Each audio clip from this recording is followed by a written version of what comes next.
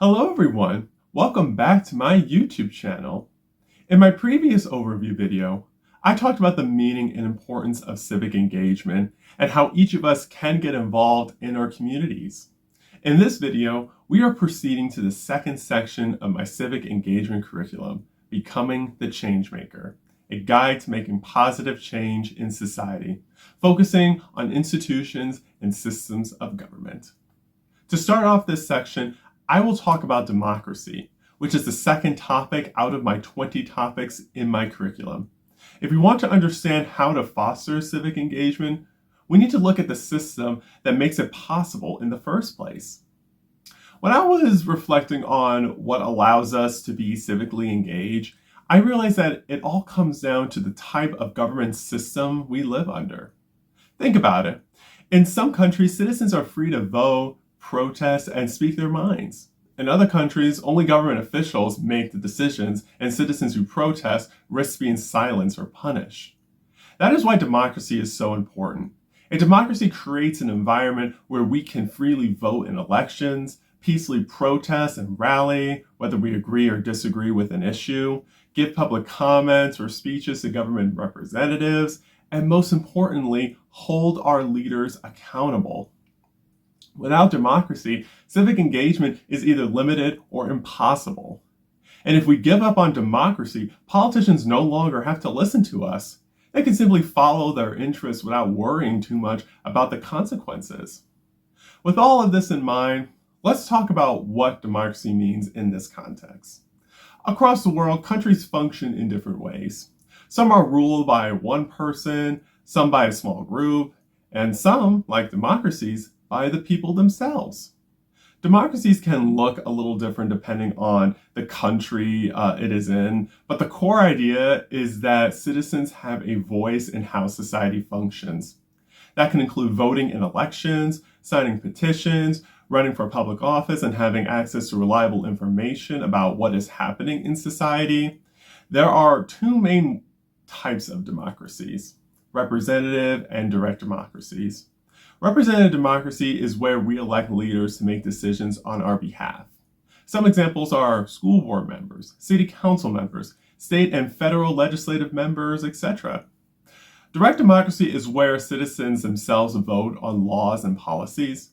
Some examples are voting on a school district budget using taxpayer dollars, and a ballot referendum to change or add a local or state law. The United States primarily uses the representative democracy system, but there could be instances of having direct democracy depending on what state and local governments want citizens to vote on. Either way, the goal is the same: making sure everyone, not just the powerful folks, have a say in shaping society. But democracy is not just about voting. It is also about whether people believe their government is legitimate. A government has authority when people accept that its laws should be followed, and the government has legitimacy when citizens believe the government is using its powers fairly and following the rules. If people lose that trust, laws are ignored, civil disobedience rises, and sometimes violence breaks out. So how do governments and democracies stay legitimate?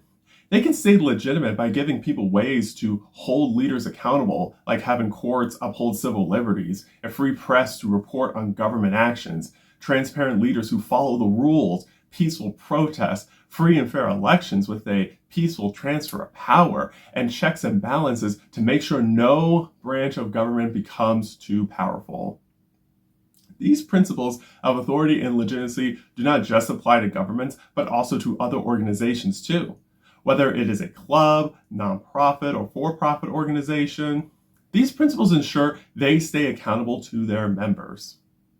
Another key feature of democracy is inclusive civic participation. Democracies work best when lots of people are involved, bringing in different experiences, perspectives, and ideas. That is why it is important that barriers like wealth, race, gender, or language do not prevent anyone from taking part in being civically engaged. In a healthy democracy, civic participation is not just about voting every few years. It is about continuous engagement. That means joining peaceful protests when we see injustice, talking with other people, even if we disagree, organizing to elect leaders we trust, finding compromises on solutions that work for everyone, or anything else that uplifts the voices of society. Democracy is an ongoing process where it adapts, evolves, and requires us to keep it alive through our civic participation. If we do not actively participate in society or we stop believing in it, we run the risk of weakening or collapsing our democracy since it is not guaranteed on its own. When that happens, power shifts away from the people and concentrates in the hands of politicians and elites. That is why we cannot take democracy for granted. Even though there are improvements we need to make in our society, abandoning democracy would mean losing our voice, power, and ability to shape our future. So how do we maintain a democracy? We need to address challenges like loneliness and hopelessness. When people feel isolated, they disengage. When people feel hopeless, they stop believing their voice matters. Both of these weaken democracy. That is why building a sense of community and belonging is so important by having public spaces for people to freely gather, having peaceful civic dialogue and face-to-face connections on how we can support and look out for each other. It is also why we need to spread hope by celebrating any wins we get, even small ones, making plans and strategies on how we want to make positive change together, lifting each other up to improve morale, and reminding people that change is possible when we believe and trust each other. Democracy does not just need voters, it also needs hopeful and connected citizens. So, as we dive deeper into this section on institutions and systems of government, remember this: democracy is not just an institutional system. It is a partnership between the people and their leaders.